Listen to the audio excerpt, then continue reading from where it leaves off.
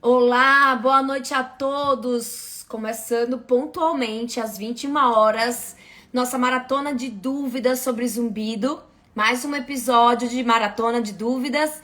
E hoje as minhas convidadas são duas grandes otorrinolaringologistas que têm muita prática em zumbido, que é a doutora Márcia aqui de São Paulo, e a doutora Alessandra Venosa, lá de Brasília.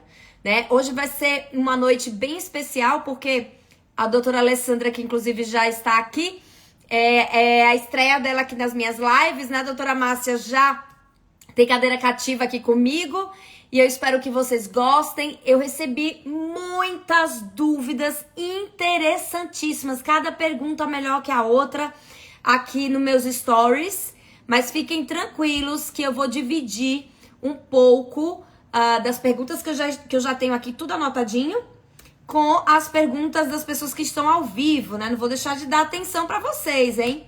Então, bora! Gente, boa noite. Então, deixa eu dar uma boa noite aqui. Marcela, boa noite, Isadora. Tudo bem, querida? Camila, querida. Acabei de falar com você hoje. Doutora Erondina, Físio Lívia Nunes, doutora Alicia Lamenha. Sejam bem-vindas, né?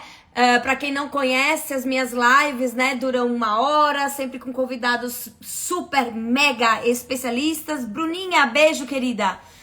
Mega especialistas em zumbido, eu só pego assim profissional top demais para que vocês possam ter as melhores respostas, as melhores informações baseadas em evidência científica e com profissionais que têm muita prática em zumbido, tá bom? Então, gente, vamos lá? Eu vou aqui chamar já as minhas convidadas para a gente já esquentar isso aqui. A gente tem muita coisa para conversar. Eu vou chamar aqui, não sei se a Marcinha já entrou. Vamos ver se a doutora Alessandra entra. Oi, tudo bem? Quanto Tudo tempo? jóia.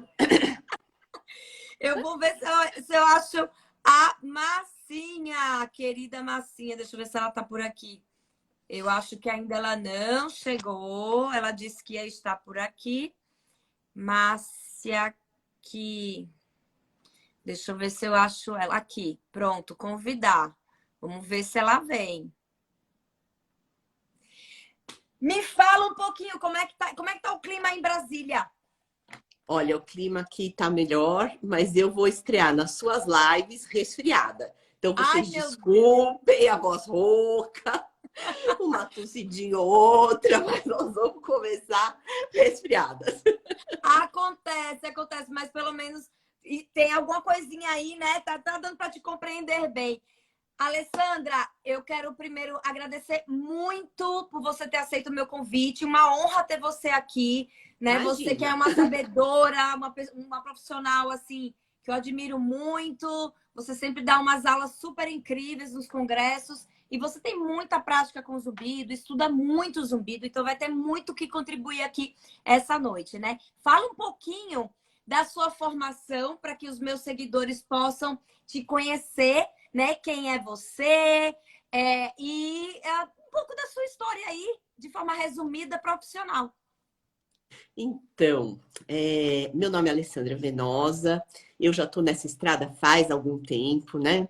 Eu sou formada eu sou paulista, migrei depois de já terminada a minha formação para Brasília. Eu sou formada na USP e também fiz residência na USP e fiz pós-graduação, tudo lá. E desde a época da residência, eu já comecei a me interessar por zumbido.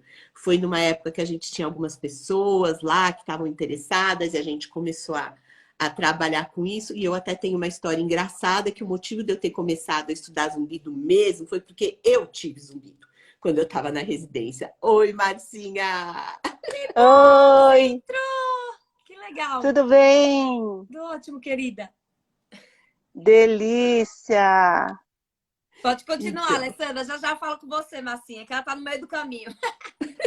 Desculpa. então, aí imagina. Aí eu comecei a estudar zumbido porque eu tive uma tontura, tive uma BPPB quando eu era residente E aí comecei a ter zumbido, e aí foi numa época que a gente estava começando a estudar isso, a Tani estava começando a estudar isso, a gente fazia residência juntos, né? E aí eu comecei a estudar zumbido e foi um caminho sem volta, porque eu engrenei na otoneurologia e aí fiz curso, fiz formação em várias coisas de zumbido. Então, desde lá, esse caminho foi um caminho aí sem volta. O zumbido resolveu-se, mas o caminho continuou, tá certo? E aí O seu depois eu zumbido parou? o meu zumbido depende. O meu zumbido é maravilhoso porque ele é um zumbido gostoso. É o único zumbido gostoso que tem por aí. Eu lembro você falando disso. Eu lembro que a Alessandra é tipo um grilo. É um apito fininho do lado esquerdo. É assim, apitinho do lado esquerdo. Se eu prestar atenção, eu escuto. Mas eu brinco assim, que ele apareceu quando eu estava na residência. E a residência é uma época da vida da gente que não é, Marcinha, é um... Meu Deus do céu, residência não é fácil. Então, o que que acontecia? Quando eu chegava em casa, assim, exausta, super cansada, que eu tomava um banho e deitava para dormir, que eu ia relaxar, aí eu ouvia o zumbido e falava, ai, que gostoso, agora eu vou dormir. E você sabe que até hoje, se eu tô assim numa situação, por exemplo, que tem muito barulho na rua, alguma festa perto de casa, alguma coisa está me atrapalhando e eu quero dormir, eu vou e presto atenção no meu zumbido para dormir. Porque ele Até te hoje isso acalma. acontece. Ele me tranquiliza, é um zumbido gostoso. Meu Deus do céu, gente, tá vendo? As pessoas que têm zumbido precisam ouvir essa história. Muito, muito interessante. Marcinha, conta aí de você, sobre você, para os nossos seguidores, né? Falando resumidamente da sua história aí profissional, para eles conhecerem você. Bom, boa noite a todos, Alê, Karina. É um prazer imenso estar com vocês, uma alegria. Eu comecei, na verdade, eu sou otorrino, e eu comecei com zumbido já tem uns bons 20 e tantos anos aí, né? Uns 23, mais ou menos. E a gente começou estudando, eu estava na residência e tal, e aí eu queria fazer a parte de nariz, né? E a gente estava acompanhando o ambulatório, né, da parte de rinologia. E aí o nosso chefe foi viajar. Foi viajar e a gente ficou com um tempinho livre. E logo do lado, na sala do lado, a Tani estava atendendo os pacientes de zumbido dela. Daí a gente falou assim, bom, tá bom, né? Então vamos atender zumbido, já que não tem pacientes de nariz, vamos atender pacientes de zumbido. E aí foi quando entrei no ambulatório, e aí a gente acabou se apaixonando. Então, de lá para cá tem aí uns 23 anos. A Ale estava falando do zumbido, né? Eu também tive zumbido na minha gravidez. Eu não sei se eu contei para vocês. Um zumbido pulsante. Eu falei, meu Deus, e agora o que que eu vou fazer? Aí a Tani falou, Marcinha, agora você é paciente, esquece, né? Vamos cuidar disso aí e fica tudo bem. E aí depois passou, o zumbido pulsante foi embora, mas quando os pacientes falam assim, doutora, isso que você está falando, é fácil, porque você nunca teve zumbido, eu tive sim. Sim, Né? Então a pois gente é, já isso é uma coisa. teve do outro lado, Aham. é, Eu também já tive zumbido, então 3 aqui, mas graças a Deus o meu já foi embora. Eu tive por 6 meses e aí eu tô há 3 anos sem zumbido nenhum. E quando eu vejo, às vezes, eu falando algumas coisas aqui no Instagram, às vezes as pessoas falam, ah, mas só quem tem que sabe. Eu falei, olha, além de eu ter tido zumbido, eu sei muito bem como é. A gente lê muito artigo científico, então a gente sabe o que está falando e a gente tem prática clínica. Então, em nenhum momento a gente não ia deixar de ter uma empatia ou compaixão ou qualquer coisa que a gente ache que não vai funcionar com as pessoas com zumbido. O que a gente posta é porque a gente sabe que funciona com muitas pessoas, né? Então, é o que eu falo para eles. Eu falo, a gente não vai postar uma coisa que é impossível da pessoa conseguir, não é verdade? sim, Então, Com sim, certeza. Marcinha, tô muito feliz de te ver aqui, viu? Eu adoro você, adoro a também. Alessandra. Realmente estou muito feliz hoje com vocês duas. E vamos que vamos, porque eu recebi muitas dúvidas nos meus stories e eu tenho certeza que muita gente vai perguntar aqui também, tá bom? Então vamos Você Karine, eu sabe começar. recebi que as dúvidas também, mas eu não consegui te mandar, porque você sabe que eu sou iniciante nesse assunto, então eu não consegui Ai, mandar. Mas fique eu tranquila. idem, não, Olha eu só. idem.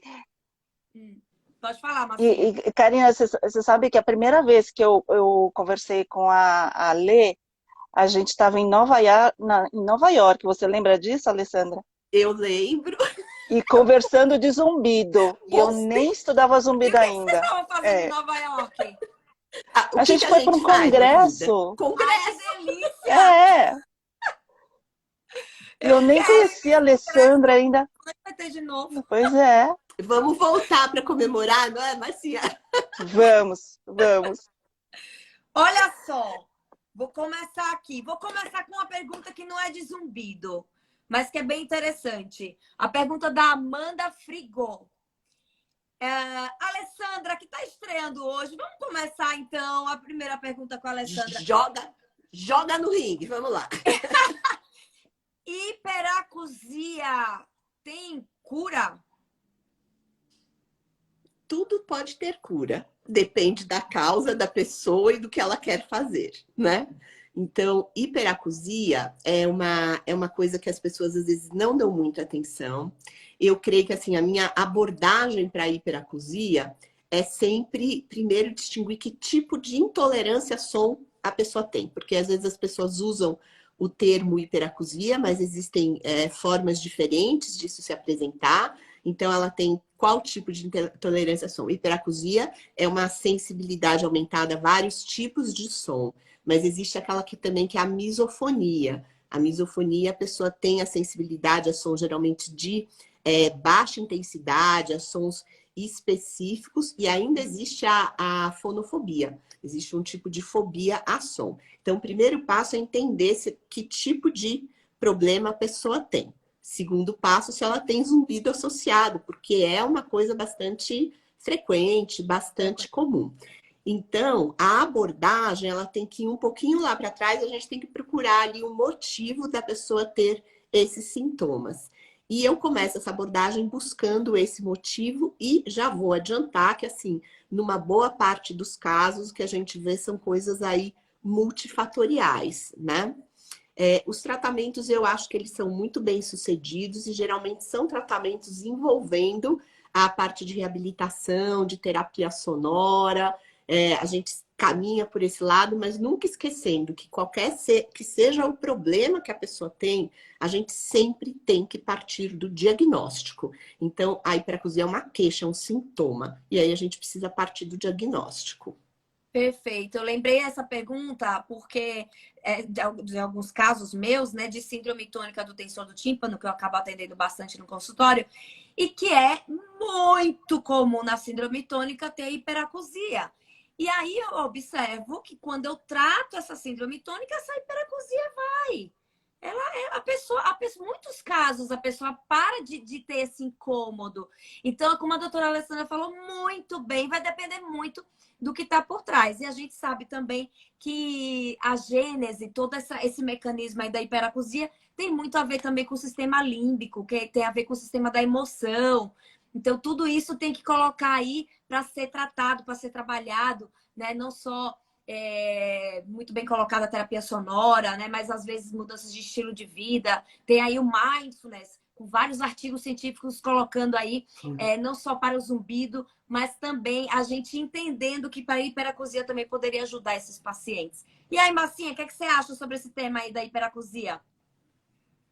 Eu estava lembrando de você falando da síndrome tônica do tensor, e do mesmo jeito que a chegada da síndrome tônica piora a hiperacusia, quando a gente melhora a síndrome, a hiperacusia realmente ela vai melhorando junto e vai deixando o paciente bem mais confortável. Agora, o que é importante a gente lembrar sempre em relação à hiperacusia é que as pessoas recém-chegadas aí ao nosso grupo, né, que estão começando a nos acompanhar, a pessoa tem sensibilidade, a primeira coisa que ela faz, ela tenta se esquivar do som. Tenta ficar em ambiente silencioso, tenta evitar sons, e na verdade esse é um caminho que não seria tão adequado, né? A gente precisa de alguma forma colocar um som, e a gente acaba ensinando como esse som deve ser colocado. As pessoas falam assim, mas doutor, eu tenho incômodo a som, por que eu vou colocar som? Como é que eu faço isso?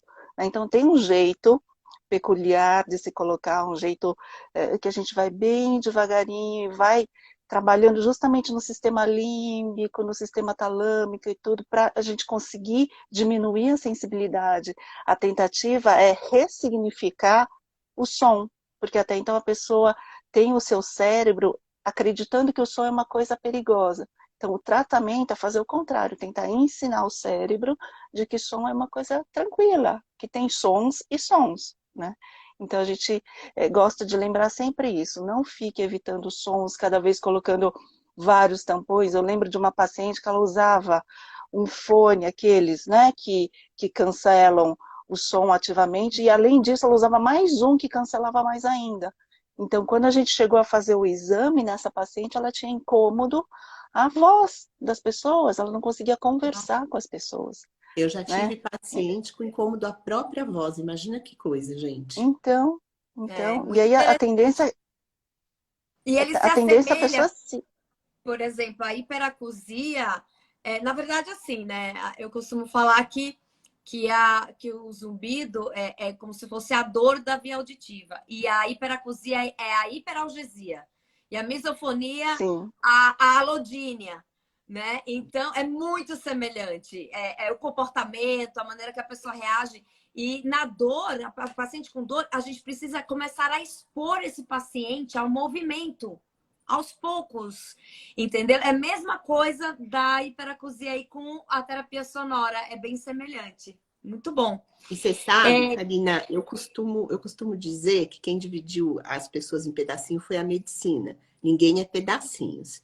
E particularmente nesse caso, né, nesses casos aqui de zumbido, e você que é fisioterapeuta, com certeza você tem uma visão muito clara disso. A gente tem um conjunto.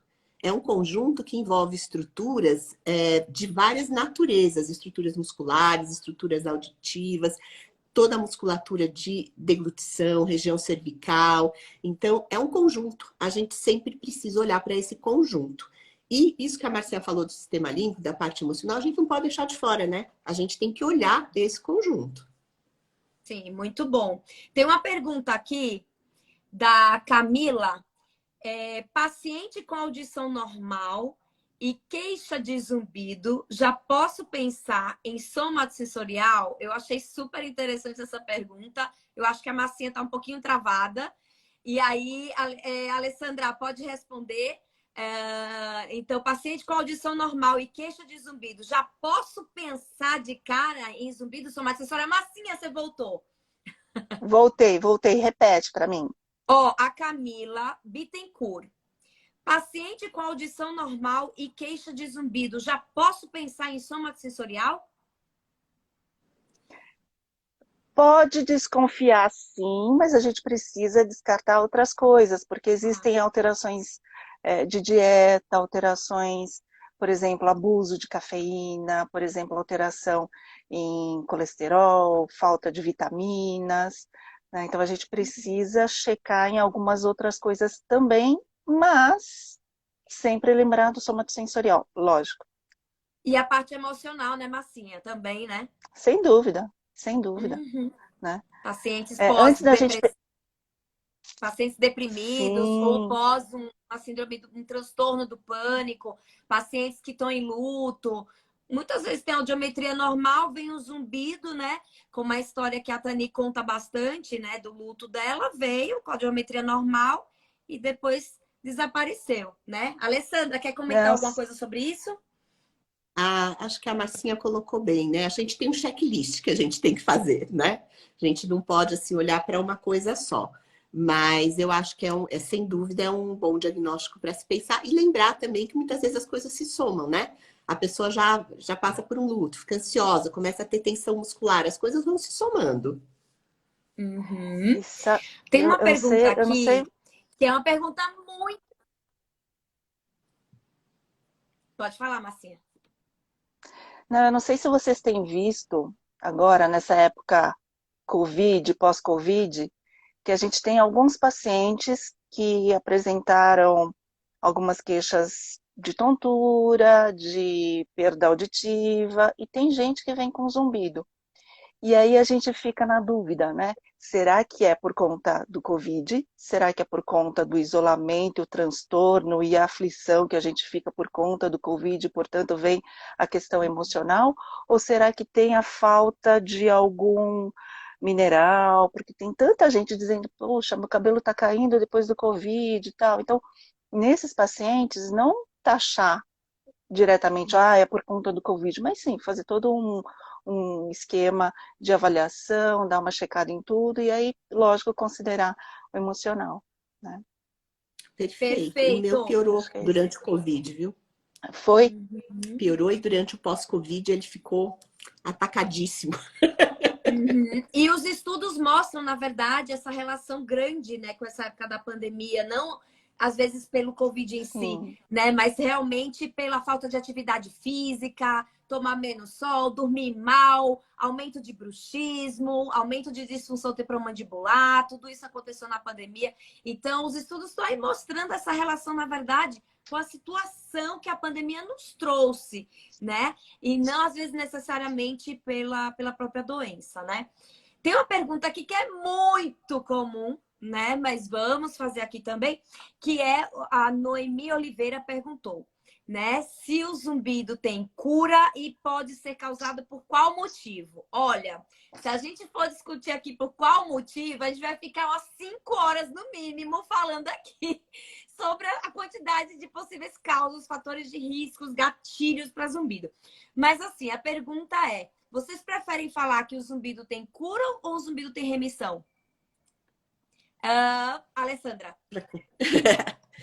Olha, desde que a gente trabalha com zumbido há muitos anos, quando a gente tinha o grupo de apoio a pessoas para zumbido, o GAPS, a gente sempre começava assim as nossas reuniões, as nossas apresentações com uma coisa escrita assim, zumbido não tem cura, e a gente colocava lá um fora com isso, né?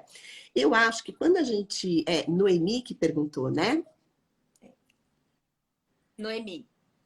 Noemi, eu acho o seguinte, a gente tem muitas doenças crônicas, problemas crônicos em medicina, e que são coisas que têm intervalos intermitentes, tem momentos que pioram e melhoram, e particularmente aqueles que são conectados a tantas causas, são multifatoriais como é o zumbido, você pode ter esses períodos de remissão e de retorno.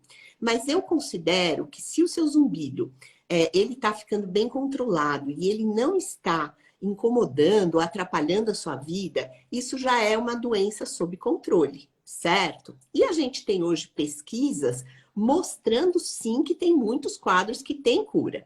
Então eu acho que nós estamos passando assim um momento de transição, que a gente tem visto isso, a gente tem acompanhado pacientes já há bastante tempo e vendo que sim, que você pode alcançar essa cura.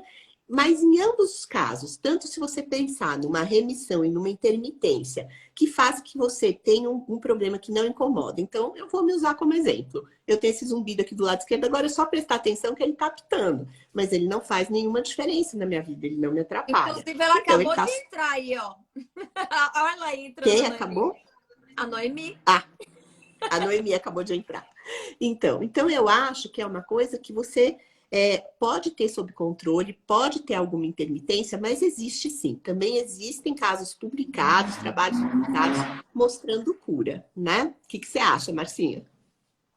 Eu concordo com você, Ale, e eu digo mais, assim, eu acho que tem doenças muito mais graves, né, que tem cura, na verdade. Então, quem disse que zumbido não tem cura, como diz a Tani? Lógico, depende de causa para causa, mas a gente costumava dizer até algum tempo que normalmente os zumbidos mais recentes, eles são mais fáceis de serem, né, melhorados e mais fáceis até de atingir o grau de cura. Porém, dentro dos quadros que a gente vem compilando e vendo, né, das pessoas que se curaram para tentar estudar e ver quais são os pacientes candidatos à cura, por que é que cura, outro só melhora um pouquinho, outro melhora muito, né, o que acontece? A gente tem um caso de cura num paciente com zumbido de 40 anos. Ele tem uma história de 40 anos e ele teve o seu zumbido curado. Então, eu acho que fica uma lição para nós médicos, inclusive. Sempre a gente tem que tentar, né? Então dizer, isso não tem cura, você vai ficar com isso e não vai mudar, não me convence mais, sabe, Karina? Eu Sim, acho uma que, coisa que a gente não né? pode deixar de comentar é que todo zumbido é possível ser melhorado.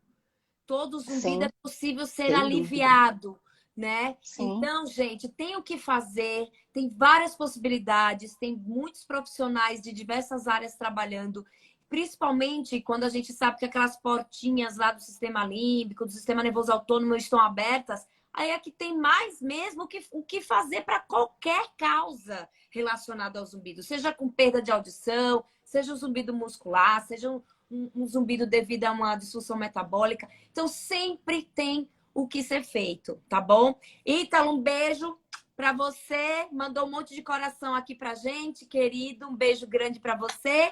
Quem é? O Ítalo? O Ítalo, Amor, beijo. Meu padrinho, Querido padrinho dele. beijo, mesmo. É Dindinho. muito bonitinho. A massinha pede bênção para ele. É muito bonitinho. Tem uma pergunta aqui da Monize, que ela fala o seguinte: perda auditiva de quantos decibéis é preciso para usar aparelho auditivo? Isto é, a pessoa tem uma perda leve, ela já tem indicação ou tem que ser moderada, severa? Massinha, conte aí. Depende de cada um, né? Normalmente, perda leve a gente acaba não indicando, as pessoas acabam testando o aparelho e acabam não se adaptando tão bem assim. Agora, se a pessoa tem uma profissão que depende muito da audição e que aquela perda auditiva incomoda, atrapalha no seu dia a dia, não custa nada testar e ver o que que acontece, tá? Agora, o que a gente tem falado bastante, Karina, é em relação à indicação do aparelho por causa do zumbido.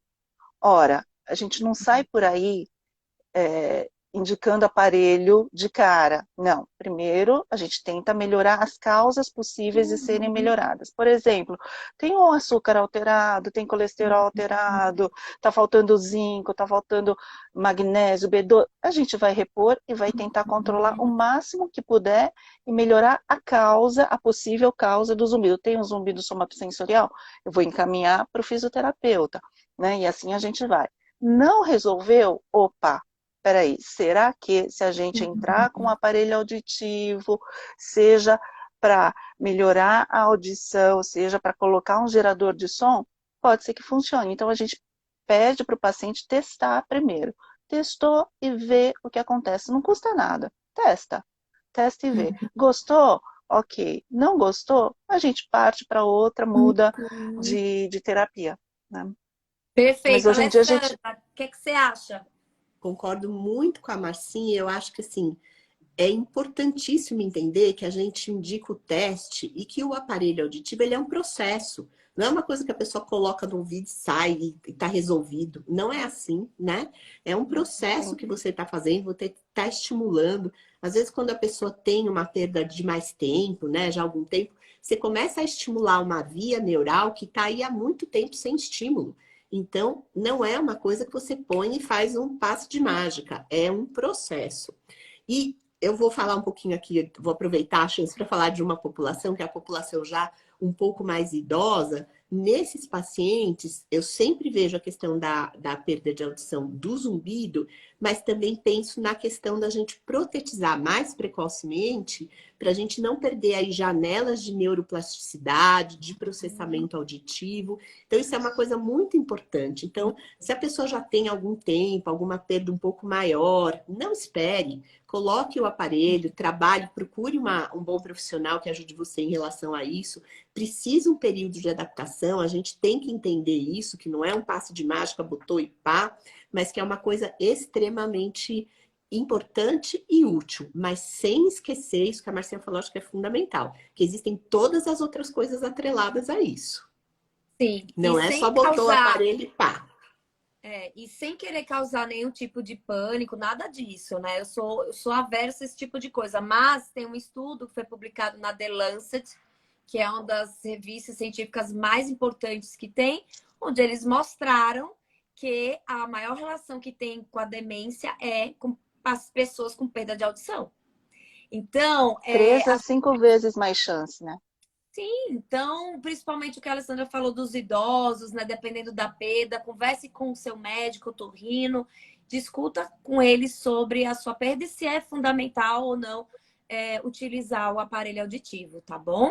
Tem uma pergunta aqui da Aniele Gilberto, que ela está aqui ao vivo, então vou pegar um pouquinho daqui, mas também para dar atenção para o pessoal ao vivo. Ela pergunta o seguinte: vocês acreditam que a neuromodulação pode ajudar no tratamento do zumbido? O que é que você acha, Alessandra?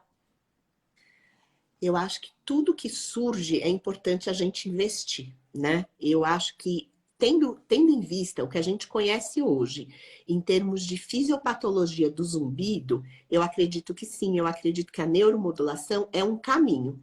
Eu acho que nós estamos aprendendo sobre esse caminho, não é uma coisa que a gente já consegue falar assim, nossa, achamos. Aliás, eu vou fazer um parênteses aqui para falar uma coisa.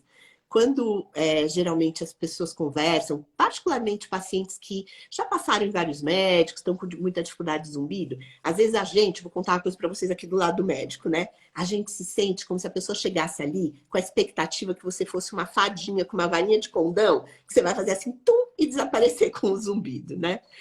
Eu acho que não é assim. Eu acho que a gente tem vários instrumentos que a gente utiliza e a neuromodulação é um desses instrumentos que está se somando a coisas que a gente já sabe, né? Que a gente já conhece e que é uma coisa que está se somando e são várias que aparecem. Eu nunca, em momento algum, desprezo qualquer tipo de possibilidade de tratamento que apareça. Eu acho que a gente tem que olhar todos, averiguar, aproveitar tudo que eles podem nos trazer de positivo. Então, minha resposta, sim, eu acho que pode sim. E aí, Massinha, o que é que você acha?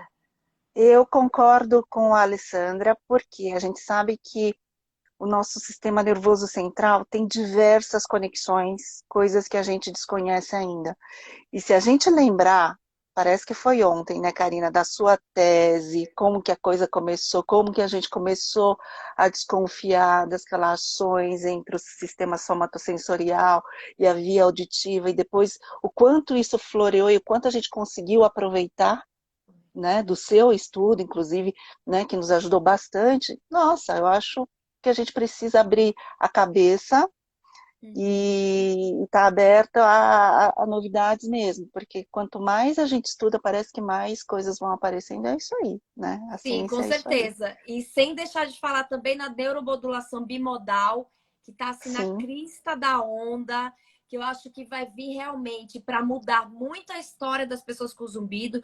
Para quem não sabe, né, são dois estímulos. Então, estímulo sonoro e estímulo elétrico transcutâneo, que pode ser utilizado aqui na região cervical, mas também pode ser usado na língua. E tem grupos também nos Estados Unidos que utilizam a sonora mais o estímulo no nervo vago, né? Então ainda tem pouco aqui no Brasil, mas lá fora já tem alguns locais específicos que já estão focados nesse tipo de tecnologia. E daqui a alguns anos, gente, isso daí vai se tornar mais comum aí para o nosso dia a dia, tá bom? Tem uma outra pergunta aqui. Essa pergunta aqui é para mim. Rebeca Alves, ela pergunta o seguinte: o físio trata apenas o zumbido somatosensorial? Então, assim, Rebeca, na verdade é o que eu falo, né? Todo profissional que trabalha com zumbido, uma coisa em comum que todos fazem é aconselhamento. Então, o médico, o físio, o fono, o dentista, todo mundo pode fazer aconselhamento. Então, isso já é um trabalho que eu acho formidável, porque a gente consegue já derrubar aí muito do incômodo do zumbido da pessoa. Segundo lugar, logicamente, o mais importante do fisioterapeuta é esse trabalho das questões musculoesqueléticas, né? Paciente com disfunção temporomandibular, disfunções cervicais, com dores musculares. E também os pacientes com questões emocionais, né? O fisioterapeuta pode fazer acupuntura, pode praticar mindfulness, pode fazer hipnose, pode fazer técnicas de massagem, de relaxamento. Então, tudo isso a gente também pode fazer, tá bom? Tem uma pergunta aqui da Camila Medeiros. Massinha, zumbido apareceu 6 meses após a extração do siso, 6 meses após. Você acha que tem ligação? Depende. Tudo depende, né? Depende de... Pois é, se tem outras alterações. Então, por exemplo, se o zumbido ele é modulado por algum movimento, por algum exame, né, que o dentista pode fazer, que o fisioterapeuta pode fazer, para ver se tem um envolvimento dessa questão musculoesquelética ou não. Primeiro ponto. Agora, só porque tirou, não é que tirou o siso e aí então pronto, vai ser por causa da extração. A gente precisa, de novo, como a gente falou inicialmente, descartar outras questões também, porque pode ser que o zumbido, a gente tenha um zumbido ali quietinho, entre aspas, bem baixinho, tal, mas que vem vindo há um tempo, e aí a gota d'água é a extração do siso, mas veja, de repente o paciente tem outras alterações, tem a falta de magnésio, de zinco, de B12, tem uma perda auditiva pequena que ela não sabia, né? Tem uma alteração do açúcar, e aí pingou ali a extração do siso e o zumbido começou a ser percebido de uma forma mais intensa. Então, tem que checar tudo isso, tá? É o que a gente chama de gatilho, né, Massinha? Gatilho. Aquele gatilhozinho que fez o copo transbordar e a pessoa começou a perceber o zumbido ou perceber ele um pouco mais forte. E aí, Alessandra, o que é que você fala sobre essa pergunta? Eu ia falar que é a cereja do bolo, mas não é bem uma cereja, né, gente? É, Ah, não. eu concordo totalmente. Eu acho que a gente realmente precisa fazer essa avaliação como um todo. E até quando você já está tratando algumas coisas, você já buscou esse equilíbrio metabólico, você já buscou outras causas, e você está desconfiado, olha, de repente o que eu faço assim? Eu acho que a gente tem que avaliar, manda para o fisioterapeuta, faz uma manipulação, faz uma avaliação e checa, né, se tem alguma coisa ali que possa ter essa relação. Isso aí, muito bom. Tem uma pergunta aqui interessante da Daniela. Ela perguntou como é que o fisioterapeuta pode fazer algum tipo de tratamento online. Então, assim, eu vou explicar rapidamente, porque eu faço teleconsulta. O que que eu faço? Eu faço a avaliação dessa pessoa. Além disso, o que eu posso fazer é passar exercícios para ele fazer em casa. Isso tudo dá para fazer por vídeo. Depois que eu detecto que esse paciente tem realmente uma chance de melhorar o zumbido com a fisioterapia, eu entro em contato com algum colega da cidade, né? Se tiver, lógico, né? Tem locais que eu não conheço. Mas na maioria das vezes eu conheço alguém e aí eu entro em contato com esse profissional, com esse fisioterapeuta e vamos discutir o caso juntos. E esse fisioterapeuta vai começar a te atender presencialmente na sua cidade. Então é assim que acontece, tá bom? E graças a Deus tem dado super certo. As pessoas, eu pedi um feedback para os meus pacientes de teleconsulta e eles têm ficado muito bem. Então é uma alegria imensa saber que eu posso ajudar pessoas do norte ao sul do país, entendeu? Tanto que era uma coisa mais restrita aqui em São Paulo e hoje em dia não, tá? Pergunta da Angélica. Bom, Alessandra, uma pergunta super interessante. Zumbidos bilaterais. De um lado, eu percebo que modula. Do outro, não, ele fica estável. E aí? Muito interessante a pergunta dela.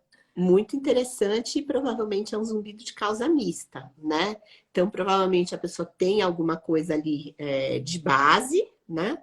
E aí tem um somatosensorial modulando essa base. Provavelmente é isso. Massinha, algum comentário? A gente costuma dizer que quando a gente tem uma audiometria, o exame de audiometria, com os dois ouvidos bem parecidos e os zumbidos diferentes, provavelmente a gente deve ter uma causa somatosensorial associada àquela perda auditiva ou àquele quadro de base, né, como a Alessandra colocou. Então, sempre, quando a gente tem uma assimetria, pensar em alguma coisa relacionada ao somatosensorial. Sim, vou dar um exemplo. Eu tô com uma paciente que ela tem Meniere, né? Do lado aqui direito, o zumbidinho lá, que veio com Meniere, com sensação de plenitude, ouvido tampado, enfim. E depois de um tempo, apareceu um zumbido do lado esquerdo, que modula, que tem todas as características somáticas.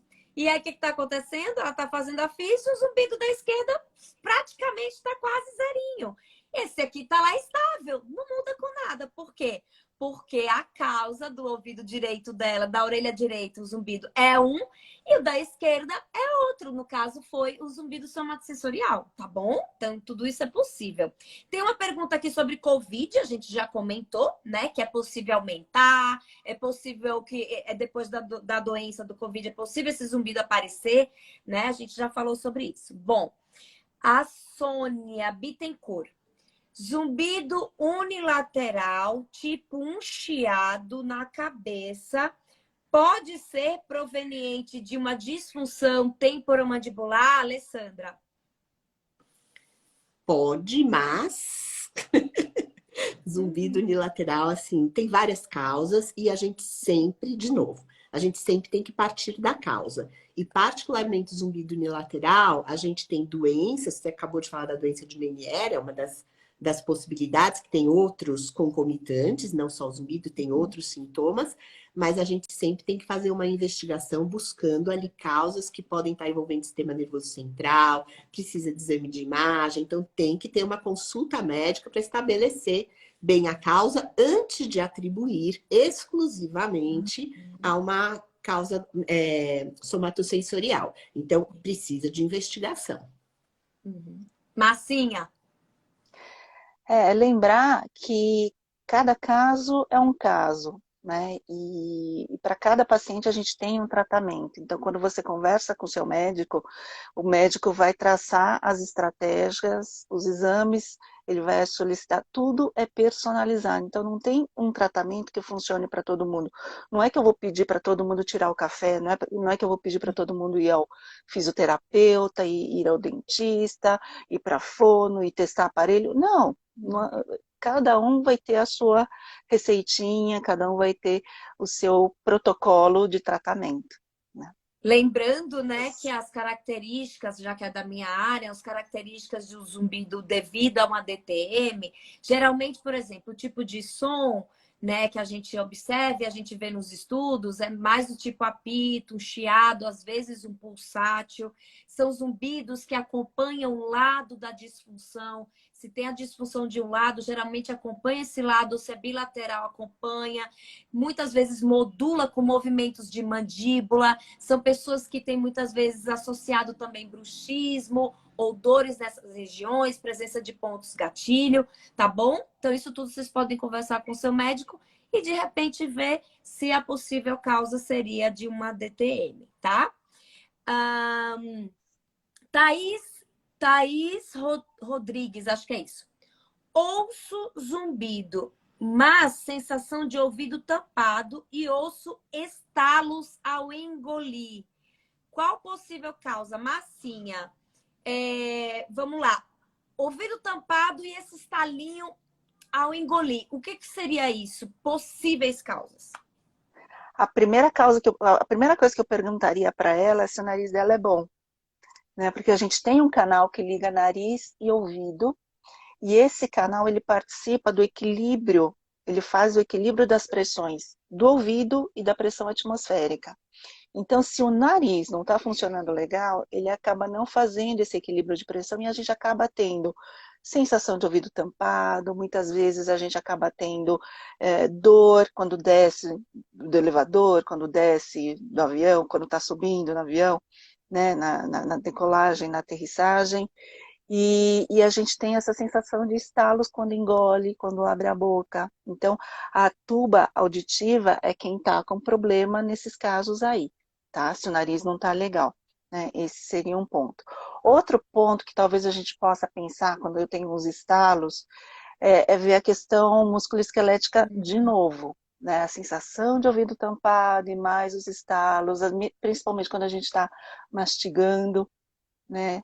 Karina, acho que você pode falar mais sobre isso, mas essa sensação de ouvido tampado não só é uma questão de nariz, mas também a gente pode pensar bastante na questão musculoesquelética. Sim, no caso da síndrome tônica do tensor do tímpano, que é uma característica muito comum, né? Porque o que acontece? O tensor Sim, do tímpano é um músculo que está lá dentro da nossa orelha média e ele fica lá grudadinho com o primeiro ossinho lá da cadeia ossicular, que é o martelo. Então ele vai contrai, puxa o martelo e essa membrana timpânica fica rígida, durinha, e aí dá essa sensação de ouvido tampado. E é muito interessante, Marcinha, como esses casos de síndrome tônica também vêm com essa sensação de engolir, dar esse estalinho, e aí a gente trabalha toda essa musculatura anterior. Quando a gente trabalha, eu tô com uma paciente aqui, inclusive da doutora Giane, que me caminhou, que ela tá sem os estalos ao engolir agora, depois que foi feito um trabalho de manipulação nessas regiões. Alessandra, conte é aí da isso sua aí. experiência. Nossa, eu acho que o que você falou é super importante, porque às vezes as pessoas se concentram muito na questão da disfunção temporomandibular, esquecem um pouco da musculação da musculatura da deglutição. E os músculos da deglutição, eles estão muito próximos ali, né? Como eu falei, é um conjunto. Então, eu acho que isso é fundamental, a gente não deixar também isso de lado. Mas eu acho que é bem isso mesmo. Também é por esse caminho aí de diagnóstico que eu costumo encaminhar aí o raciocínio. E aí, Karina, Sim. a gente precisa lembrar dos estalos, a gente estava falando dos estalos, mas tem os estalos que são rítmicos, né? E aí é Sim. outra coisa diferente, né? Exatamente. Então, quando a gente tem um ritmo, meu zumbido tem um ritmo, a primeira coisa que a gente vai ver se tem ritmo igual ao do coração, zumbido pulsátil. Agora, se ele tem um ritmo, normalmente um ritmo mais rápido, aí a gente vai pensar na musculatura de dentro do ouvido, que são dois músculos, né, Exato. dentro do ouvido. Um pode ser desencadeado por sons específicos, então eu estou escutando a descarga do banheiro, daí de repente pá, pá, pá, pá, pá, bate o meu ouvido. Ou pode ser desencadeado por um estresse, uma ansiedade, como se fosse aquele tremorzinho que a gente tem, né, no olho, blefaroespasmo, por Sim. conta de estresse. Então tudo isso pode acontecer. Inclusive, nos casos da mioclonia, né? Pelo menos eu dei uma vasculhada boa lá no PubMed. Então, são os únicos casos que são recomendados o uso do Botox, né? Para tratamento e tem excelentes efeitos, como um caso que eu peguei com o Dr. Ricardo Bento, que foi incrível, ele aplicou e realmente parou. Tem uma pergunta aqui super interessante da Yamara: zumbidos múltiplos bilateral é mais complexo para tratar ou não tem um prognóstico, Alessandra? Só antes de responder, vou contar um caso para vocês, que eu já tive paciente com mioclonia que quase foi causa de divórcio. Porque a pessoa tinha uma mioclonia e o marido, era ela que tinha, o marido escutava a mioclonia. Ele escutava o Nossa, tec, tec, tec, tec da esposa. Esse caso está até meu, publicado, faz tempo já, mas ele é um caso que está até publicado, né? Mas sim, zumbidos múltiplos. Todo zumbido é um desafio, eu acho. Mas não é o fato dele ser um zumbido múltiplo que torna ele mais difícil de ser uhum. tratado. O que torna mais fácil ou mais difícil, eu acho que é a complexidade do caso e muitas vezes, agora um recado para todo mundo, né? Muitas vezes a aderência ao tratamento, o quanto a pessoa está ali disposta a se engajar no que é necessário para fazer o tratamento. Então, eu não vejo assim o fato de ser um zumbido múltiplo ser o fator que me deixa assim, nossa, esse daqui vai ser mais Uhum. difícil ou menos difícil de tratar. Não, eu acho que a gente tem que abordar a todos, investigar a todos, e essa forma que eu vejo. O que você acha, Marcinha? Eu concordo com você. E nessa linha, eu diria que os pacientes, aqueles que começam a reagir melhor, né, ao zumbido, aqueles que começam a ter uma relação melhor com o zumbido, são os que mais rápido melhoram. Mas como é que a gente vai ter uma boa relação com o negócio que me incomoda? Né? Então, quando a gente começa a colocar sons, começa a não focar tanto no zumbido, começa a reagir de uma forma mais amigável, né? Tentar trazer o zumbido para onde ele merece mesmo, torná-lo um som neutro, um som que talvez, né, que não fique incomodando tanto. o sistema nervoso central tende a desencanar desse zumbido também, então a gente passa a não reagir tanto e mais para frente a gente passa a não perceber. Então eu não vejo como um mau prognóstico a gente ter zumbidos múltiplos, até uma coisa que a gente vê com uma certa frequência, e os pacientes falam assim, olha, tem um zumbido X que me incomoda mais do que o outro. Ok, então a gente foca mais nesse zumbido X e vamos tratar. Mas enquanto a gente vai tratando, todos eles vão sumindo e vão sumindo gradativamente juntos, né? É o que eu E uma vejo. coisa que eu noto, não sei se é porque minha amostra é mais viciada, mas assim, sempre quando eu pego os zumbidos múltiplos, né? Eu recebo pacientes com zumbidos múltiplos, é impressionante como sempre tem uma coisinha lá muscular influenciando um dos sons. Ou é bolhas, ou é estalos, ou é um zumbido de causa muscular junto com aqueles outros lá. E é impressionante como a gente tem bons resultados com a fisioterapia, lógico, porque no meu caso, pelo menos são os que eu recebo, sempre tem alguma coisinha lá muscular. Tem uma pergunta aqui, não entendi muito bem o nome, tá meio embaralhado. Ele colocou o seguinte: é possível reverter ou estabilizar Meniere causado por problema metabólico no pâncreas? Marcinha? Problema metabólico no pâncreas. Será que a gente está falando de insulina? Eu acho que Hein, deve ser, Ale? Marcinha. Eu Não acho é? que sim. Acho que a pessoa está Porque, pensando em penicilinemia. porque a insulina, a gente brinca, né? Que na verdade o grande vilão não é nem tanto o açúcar, e sim o pico de insulina que a pessoa faz ou com jejuns prolongados, ou quando ele come, tem picos de carboidratos, né? Come bastante carboidrato, açúcar, e isso é muito ruim para o nosso labirinto. O nosso labirinto cuida de duas coisas, tanto da audição quanto do equilíbrio. E o pico de insulina faz com que a gente tenha uma alteração metabólica tal dentro do ouvido, inclusive com diminuição de circulação sanguínea, Karina, dentro do ouvido. Então, imagina o quanto isso pode causar problemas, né? Ele pode levar a zumbido, pode levar a tontura e pode ter, muitas vezes, uma crise de Meniere, até com um pouquinho de perda de audição, que, né, se a gente corre, consegue recuperar e assim vai, né? Uhum. Então, quanto mais Meniere, né, o próprio professor Meniere, ele falava assim, olha, Meniere é igual a tratar a parte psicológica, mas tem que tratar da dieta, tirar o açúcar ou fazer uma dieta de uma forma adequada em relação ao carboidrato, tirar o sal, né? Hoje em dia a gente tem visto que manter alguns pontos em equilíbrio é o principal para manter um paciente de Meniere em equilíbrio, sem ter tantas crises assim. Né, que é dieta, fazer um bom exercício físico, como tudo na vida, né? Dieta, exercício físico, e Controlar às a vezes ansiedade, né? depender, Assim, eles têm um controlar a perfil, ansiedade, né? né? São O pessoas sempre emocional, muito sim, ansiosas, perfeccionistas, não é? O da doença e de Meniere. sim, e usar a medicação. Se precisar, tem que usar a medicação, não tem jeito, né? É Uhum. isso. Quer comentar alguma coisa, Alessandra? Eu só vou comentar o seguinte, acho que a pessoa que perguntou colocou a questão do pâncreas, mas eu acho que é importante entender que na enorme maioria, gigantesca maioria dos casos, a pessoa não tem uma doença pancreática, ela tem um distúrbio metabólico e também na enorme maioria dos casos, ele é secundário a questões de estilo de vida, dieta, questões de exercício físico e tal, então, assim, não costuma ser uma doença pancreática que desencadeia o problema. Tá? Uhum. Tem uma pergunta aqui do Dr. Jairo Ferreira. Ele perguntou assim, por onde começar nesse caso? Eu acho que é assim, por onde começar, a pessoa tem zumbido, por onde começar? Deve ser isso que ele quer saber. Gente, por onde começar sempre, absolutamente, todos os casos com médico otorrino laringologista. Não é outra especialidade, tá? Porque é o médico otorrino que está relacionado, que ele trabalha com essa parte da via auditiva, e a gente sabe que em torno de 90 a 96% das pessoas que têm zumbido têm perda de audição.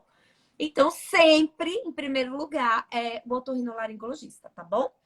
Ele Ah, tá. Tem outra pergunta aqui. Ah, hoje eu respondi. Tem 3 perguntas sobre isso. Altos e baixos. Por que que o zumbido flutua ao longo do dia? Eu até achei interessante, porque foi tão comum essa pergunta que eu até fiz uma postagem hoje falando das possíveis possibilidades aí, como questões musculares, dores musculares, alimentação, cafeína, uso de drogas, Sono. fumo. O que mais? Sono. É muito comum que as pessoas Sono. piorem tanto de zumbido quanto de tontura quando não dormem bem.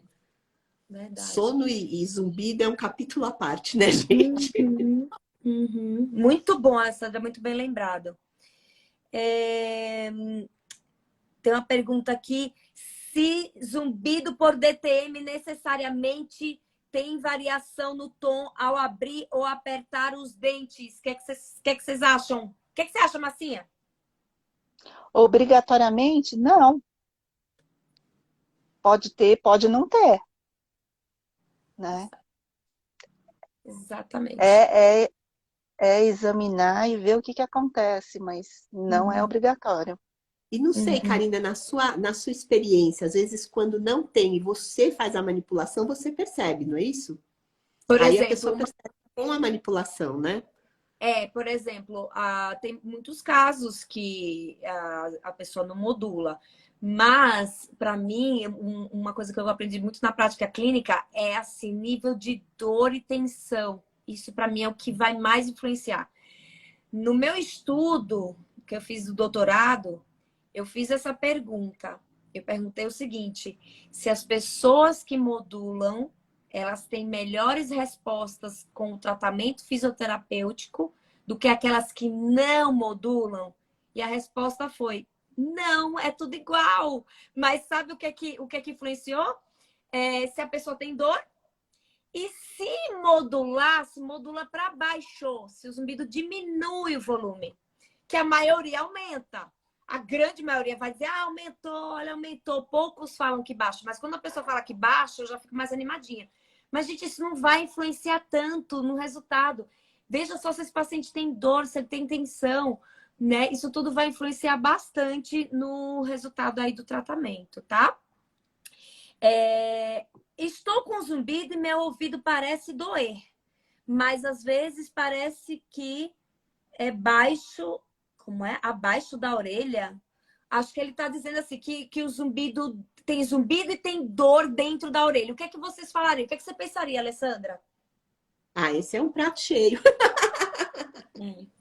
Esse é muito, muito possível. Claro, sempre temos que investigar, né? Mas é bem possível que seja a somatosensorial, né? Que Uhum. foi o que você Sim, acabou de colocar, quando a pessoa tem dor, né? sim. Massinha, nicotina tem influência no zumbido pulsátil? Depende da pessoa. Tem gente que fuma 2 maços por dia, né? E não acontece absolutamente nada quando tira cigarro, quando fuma mais ou menos, tal. E tem gente que fuma de vez em quando e de repente percebe a mesma coisa com a cafeína, né? A gente não sai por aí tirando cafeína, café, não tome mais café de jeito nenhum. Ora, depende. Eu tiro café por uns 7, 10 dias e vejo se aquilo influencia ou não. Se não influencia, volto a tomar. Lógico, não volto a tomar 1 litro por dia, né? Mas não tem problema. O cigarro, a nicotina, eu diria a mesma coisa. Lógico, fumar, se a gente puder, né, não fumar, melhor. Mas nem sempre é a nicotina que está fazendo influência nesse zumbido aí pulsátil. Né? É questão de testar e ver o que acontece. Né? Se a pessoa fuma há 20 anos, não mudou muito a quantidade de cigarro, de exposição à nicotina, e o zumbido apareceu uma semana, provavelmente não é a nicotina. Uhum. Né? Verdade, Massinha, verdade. E aí, Alessandra? É. Olha, eu acho que isso que a Marcinha está falando me fez aqui lembrar de uma coisa que é assim, nós estamos caminhando cada vez mais para uma medicina personalizada. Então, em várias questões, não só na questão do zumbido, em várias questões, a gente tem que entender o paciente cada vez mais. Eu acho que isso, desde que eu estou na faculdade, eu escuto falar essa frase, a farmácia falou essa frase, cada paciente é um, cada paciente é um. E eu acho que hoje uma das questões que a gente está vendo com muita clareza é que a medicina ela tem que ser individualizada, personalizada, tanto em relação ao diagnóstico, quanto em relação ao planejamento terapêutico. Até para medicamentos, as pessoas têm reações diversas, têm reações muito diferentes. Tem um medicamento que todo mundo toma e não acontece nada, e outro tem determinados efeitos colaterais, né? Então, eu acho que isso, eu acho que a gente tem que ter esse tipo de raciocínio que a Marcinha acabou de falar, para uma determinada pessoa, sim. E aí vem a importância da gente ter uma consulta adequada, avaliar quais são os hábitos, isso para aquela pessoa. Então, eu acho que essa personalização é a medicina do futuro, ela é uma medicina, assim, personalizada. Sim. Lembrando de um estudo que eu lembrei que foi feito na Unifesp, mostrando a relação do consumo do cigarro com o zumbido, porque o cigarro ele pode afetar a vascularização da cóclea, né? Com tantas substâncias Sim. ruins, tóxicas, ele vai afetar. Então, as pessoas que fumavam mais do que outras tinham mais tendência a ter zumbido, né? Duas perguntinhas pra gente finalizar nossa live. Chegamos. Gente do céu, eu ficaria aqui, eu pegaria assim um vinho, a gente poderia pedir uma pizza, a gente ficar aqui Vamos! conversando. Não é verdade? Porque assim, eu tô Eu posso, eu posso. Olha só, Alessandra, alça vascular tem tratamento sem cirurgia? Na maioria das vezes, né? A alça vascular, ela dá um quadro que inclui o zumbido, mas não só o zumbido. Existe a paroxismia vestibular, que é uma doença que causa tontura, que é relacionada à alça vascular. E tem uma questão que é importante. A alça vascular é comum, é frequente. Quanto melhor a gente consegue fazer exames de imagem de mais qualidade, que a gente enxerga melhor estruturas ali, que são estruturas muito delicadas, estruturas ali muito pequenininhas que a gente tem no ouvido, mas a gente percebe que isso existe. Então, existem tipos diferentes de alça vascular e sintomas diferentes que elas podem causar. E na maioria gigantesca, acho que nem sei dos casos, não é cirúrgico, né? Não se trata de um quadro cirúrgico. Concorda, Sim. Marcia? A maioria é achado de exame, né, que a gente fala, né? Então, Inclusive, eles comentam isso no laudo, né? Muitas vezes, enfim. Tem uma pergunta aqui. Hoje teve muita pergunta de zumbido pulsátil. Eu achei tão interessante isso. Zumbido pulsátil tem como melhorar com terapia? Bom, eu imagino que terapia deve ser fisioterapia, né? Que a pessoa deve ter colocado. Olha só como é que é o nome dela. Ai, eu não tô conseguindo enxergar aqui, mas enfim. Existe o que foi descrito pelo Robert Levine, que é um neurologista muito conhecido na área de zumbido somatosensorial. Ele descreveu o que a gente chama de síndrome do zumbido pulsátil somatosensorial. Esse zumbido pulsátil, essa síndrome, inclusive, esse zumbido, ele acompanha os batimentos cardíacos. Só que ele tem um componente somático envolvido.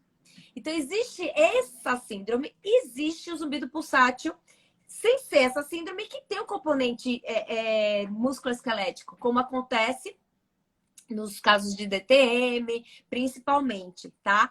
Então, assim, eu falo para todo mundo que o zumbido que eu mais gosto de atender é pulsátil. Porque a chance o prognóstico é muito bom quando tem uma causa muscular. Então, o médico já fez todos os exames, já investigou tudo, viu, olha, não tem nada que justifique o seu zumbido pulsátil e você tem alguns componentes musculares. Aí eles me encaminham, eu avalio e quando trata, geralmente tem uma resposta de remissão. Eu adoro trabalhar com zumbido pulsátil somatosensorial. Você tem experiência, Alessandra? Fale aí sobre essa questão do pulsátil ligado a músculo. Eu acho que é super positivo o que você falou. Eu acho que é bem esse o caminho. Confesso que não é o meu preferido, tá certo? Não é o meu zumbido preferido. Para vocês, não. Eu acho que não é o zumbido pulsátil sem ser muscular já é mais complicadinho mesmo. Mais complicadinho, mas eu até ia falar isso. Eu acho que é um diagnóstico diferencial muito importante. O zumbido pulsátil, ele é um capítulo que a gente precisa ter muita atenção em termos de diagnóstico diferencial. Massinha, conte aí. Ah, eu também, eu concordo com você, Karina. É gostoso quando a gente consegue, e concordo com você também, Ale, porque até chegar na Karina a gente tem que dar uma ralada e dar uma pesquisada em várias coisas, né? Então você faz todos os diagnósticos diferenciais e tal. Não encontrou nada? Vamos tentar. E ajuda se o paciente vem com queixa muscular também, porque às vezes ele vem mesmo, né? Ele fala, mas o meu pescoço está sempre assim, ele está doendo, mas é normal eu ter dor. Ok, vai avaliar, né? E eu já tive alguns casos de remissão, e eu tive caso que agora ainda está em tratamento, né? Um caso de melhora boa de zumbido Uhum. pulsátil, né? Sim. É Meninas, gostoso meu mesmo. Deus do céu! Olha, Alessandra, você já ganhou a sua cadeira cativa nas minhas lives. Todo Opa! ano você vai. Amei a participação de vocês. Olha, foi uma delícia. Foi todo mundo calmo, tranquilo, as respostas assim, todo mundo conectado. Gente, amei os corações de vocês que vocês exploraram aí durante a live. E daqui a não sei quantas semanas a gente vai ter outra maratona de dúvidas, mas na próxima live, que na verdade é o Tinnitus Talk, nós vamos falar sobre a relação semelhante entre dor e zumbido na prática clínica, tá bom? Não percam daqui a 15 dias, porque toda semana a tia aqui não tá aguentando mais, tá bom? O cansaço é muito puxado a semana toda. Gente, Alessandra, Massinha, muito obrigada. Eu amei estar aqui com vocês e até a próxima live com vocês, hein? Beijo grande, Obrigada, pessoal. Beijo. Karina. Boa Beijo. noite, obrigada, viu, pela presença de vocês. Até a próxima live. Beijos. Foi Tchau, bom tchau. matar a saudade. Obrigada pelo convite, delícia. Um beijo grande para Obrigada, todos. queridas. Obrigada, Vocês são... Karina. a gente relembra tanta coisa, né? Quando eu vejo vocês, meu Deus do céu, eu lembro tanta coisa, meu Deus do céu. A pele era outra também, né? Ah, Beijo. não. Tchau. Beijo grande.